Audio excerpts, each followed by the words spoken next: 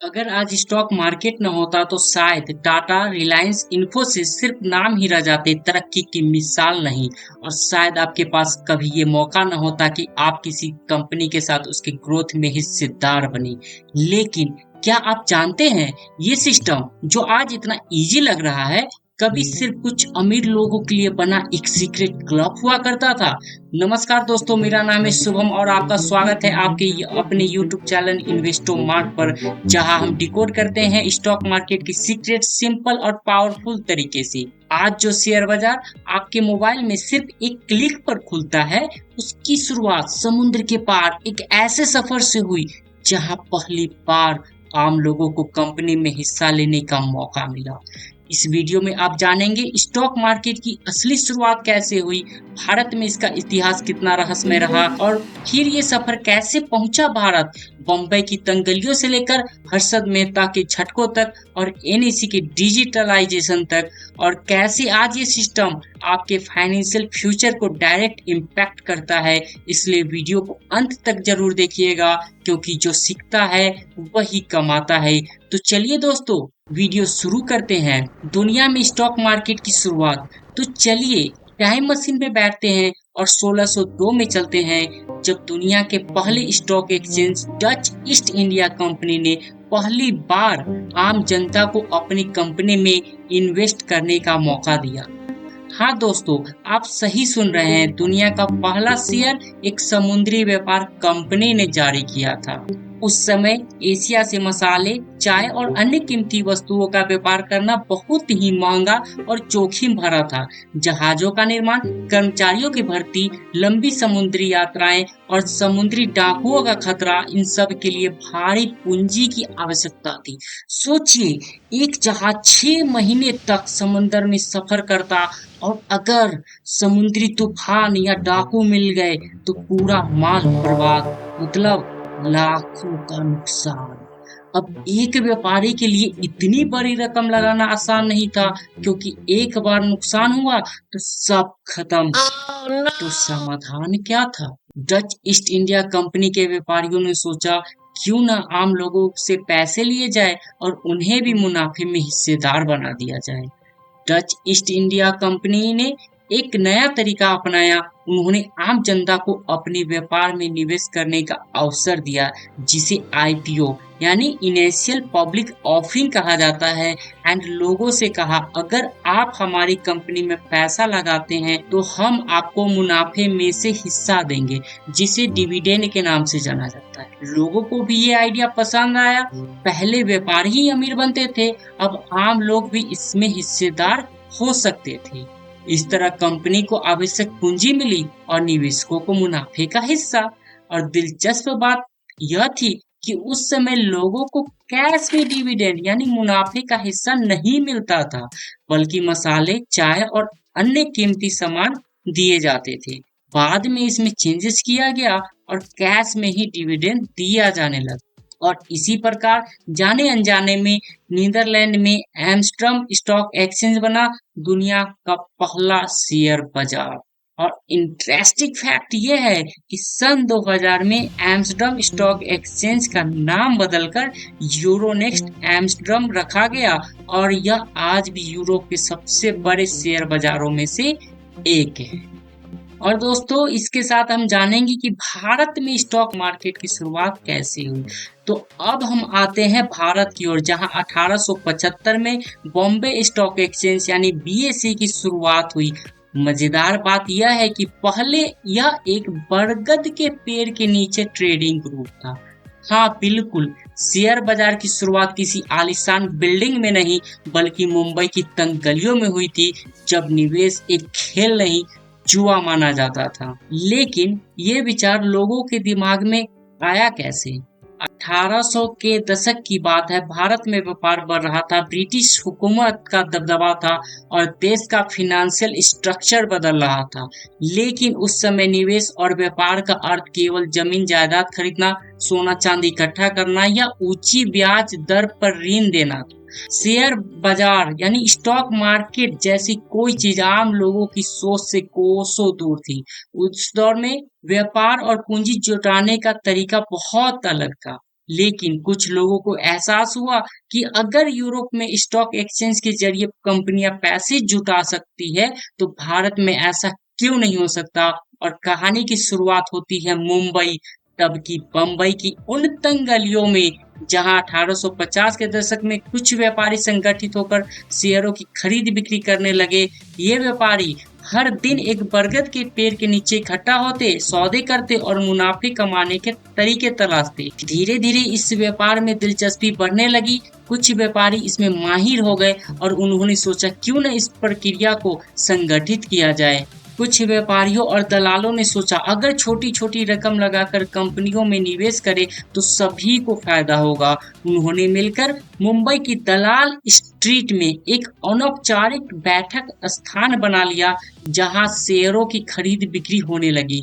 धीरे धीरे यह भारत के पहले स्टॉक एक्सचेंज की नींव बना और इसी के साथ 1875 में भारत का पहला आधिकारिक स्टॉक एक्सचेंज बना native share and stock brokers association, जो आगे चलकर बॉम्बे स्टॉक एक्सचेंज यानी बीएसई के रूप में मशहूर हुआ।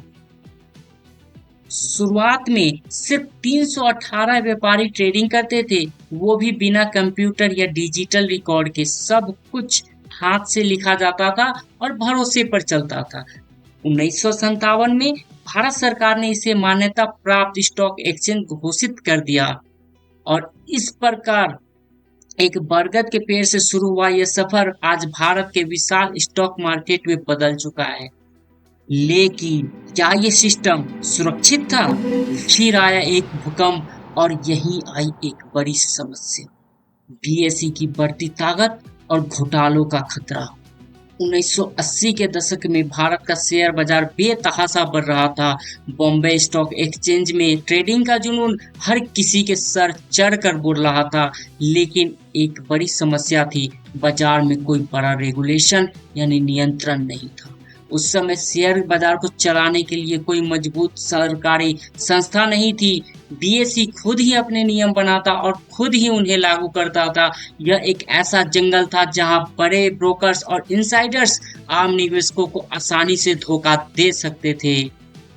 और इसी के साथ 1980 के दशक में एक आदमी उभरता है, हर्षद मेहता, बैंकिंग सिस्टम की गड़बड़ी को समझने वाला शख्स।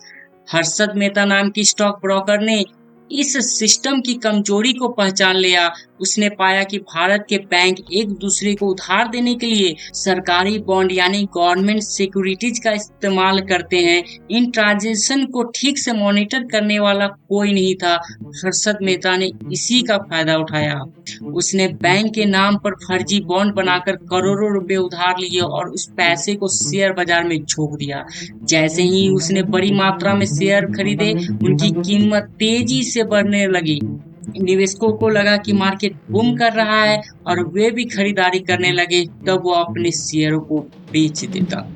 लेकिन कहते हैं ना कि हर बुलबुला एक दिन फूटता ही है, तो दोस्तों कुछ ऐसा ही हुआ। अप्रैल 1992 में टाइम्स ऑफ इंडिया की एक पत्रकार सुचिता दलाल ने हर्षद मेहता की धोखाधड़ी का पर्दाफाश कर दिया। पता चला कि हर्षद मेहता ने बैंकों से 4,000 करोड़ रुपए के फर्जी बॉन्ड बनवाए थे। जैसे ही ये खबर फैली तो बाजार क्रैश हो गया, निवेशकों के करोड़ों रुपए डूब गए, कई बैंक दिवालिया होने के कगार पर पहुंच गए। फिर सरकार को समझ आया कि बिना रेगुलेशन शेयर बाजार एक जुआ घर बन सकता है। और फिर दोस्तों होता है सेबी का गठन। 1992 एक ऐसा साल जिसने भारत की स्टॉक मार्केट को हिला कर रख दिया। फिर गवर्नमेंट ने securities and exchange board of India यानी सेबी को मजबूत अधिकार देकर स्टॉक मार्केट का रेगुलेटर बनाया। सेबी का मुख्य काम था शेयर बाजार की निगरानी करना, फर्जीवाड़े, इनसाइडर ट्रेडिंग और घोटालों को रोकना, छोटे इन्वेस्टर को सुरक्षा देना। अब कोई भी बीएसई या स्टॉक ब्रोकर्स अपनी मनमानी नहीं कर सकते थे। सभी के लिए सेबी के नियमों का पालन करना मैंडेटरी हो गया था। आज सेबी की वजह से ही भारत का शेयर बाजार दुनिया के सबसे सुरक्षित और विकसित बाजारों में गिना जाता है। अगर सेबी न होता तो आज भी बाजार के बड़े खिलाड़ी आम निवेशकों को धोखा देते रहते। लेकिन दोस्तों, कहानी यही खत्म नहीं होती है। सेबी के आने के बाद भारत का शेयर बाजार अधिक सुरक्षित और व्यवस्थित तो हो गया था, लेकिन फिर भी एक समस्या थी। बीएसई में ट्रेडिंग की प्रक्रिया धीमी थी और ट्रांसपेरेंसी की कमी थी। इस समस्या को हल करने के लिए 1990 के दशक में एक नया अत्याधुनिक स्टॉक एक्सचेंज लाया गया, एनईसी। लेकिन सवाल ये है कि एनईसी की जरूरत क्यों पड़ी? 1992 से पहले बीएसई का पूरा ट्रेडिंग सिस्टम मैनुअल था। यानी ट्रेडिंग ओपन आउटक्राई सिस्टम पे होती थी, जहां ब्रोकर्स ऊंची आवाज में बोलकर सौदे करते थे। इनमें इनसाइडर ट्रेडिंग, मैनिपुलेशन और ब्रोकर की मनमानी बहुत ज्यादा थी। कई बार कुछ बड़े ब्रोकर्स मिलकर स्टॉक मार्केट की कीमतें बढ़ा या गिरा देते थे। आम निवेशकों को सही और तेज जानकारी नहीं मिलती थी, जिससे वे ठगे जाते थे। एनएसी ने उन सभी गड़बड़ियों को खत्म करने के लिए पूरी तरह से कंप्यूटराइज इलेक्ट्रॉनिक ट्रेडिंग सिस्टम शुरू किया। 1990 के दशक में बीएसई सिर्फ मुंबई में केंद्रित था। भारत के छोटे शहर और राज्य के लोग को शेयर बाजार में निवेश करने का सही मौका नहीं मिलता था। एनएसी ने एक ट्रेडिंग नेटवर्क बनाया, जिससे भारत के किसी भी कोने से लोग ऑनलाइन निवेश कर सकते थे। इसलिए 1992 में सरकार ने एक नए अत्याधुनिक डिजिटल स्टॉक एक्सचेंज की योजना बनाई और 1994 में नेशनल स्टॉक एक्सचेंज यानी एनएसी की स्थापना हुई। यह एक ऐसा स्टॉक एक्सचेंज था जिसे पूरी तरह से इलेक्ट्रॉनिक ट्रेडिंग के लिए डिजाइन किया गया था, ताकि किसी भी तरह की हेराफेरी और मैनुअल मैनिपुलेशन को रोका जा सके। फ्रॉड और इनसाइडिंग ट्रेडिंग पर रोक हो, हर्षद मेहता जैसा घोटाला दोबारा न हो। अब शेयर बाजार सिर्फ मुंबई तक सीमित नहीं था, बल्कि पूरे देश के लिए खुल चुका था। दोस्तों, अगर एनएसी न होता तो इंडियन स्टॉक मार्केट अब भी पुराने और मैनुअल सिस्टम में फंसा रहता। और आज भारत का स्टॉक मार्केट 4 ट्रिलियन के ऊपर पहुंच चुका है। हम दुनिया की टॉप 5 इकोनॉमी में है। हर रोज करोड़ों निवेशक जुड़ रहे हैं और दलाल स्ट्रीट अब सिर्फ एक गली नहीं, बल्कि भारत के भविष्य का प्रतीक बन चुका है। सफर अभी खत्म नहीं हुआ, ये तो बस एक शुरुआत है। आज आपने जाना कि स्टॉक मार्केट सिर्फ अमीरों का खेल नहीं, बल्कि हर उस इंसान का हथियार है जो अपने फाइनेंशियल फ्यूचर को खुद संवारना चाहता है। लेकिन दोस्त, ये सिर्फ एक कहानी नहीं, बल्कि एक सबक है। जो सीखता है वही आगे बढ़ता है। अगर आप भी हर दिन कुछ नया सीखकर अपने फाइनेंशियल गोल को हासिल करना चाहते हैं, तो जुड़े रहिए हमारे साथ और ऐसे ही दमदार और इंफॉर्मेटिव वीडियो के लिए चैनल को सब्सक्राइब एंड वीडियो को लाइक करना ना भूले। और याद रखिए दोस्तों, ज्ञान ही सबसे बड़ा निवेश है। एंड आपको ये वीडियो कैसे लगी कमेंट करके जरूर बताइएगा। मिलते हैं अगले वीडियो में, तब तक के लिए स्मार्ट बनिए, निवेश कीजिए और सीखते रहिए।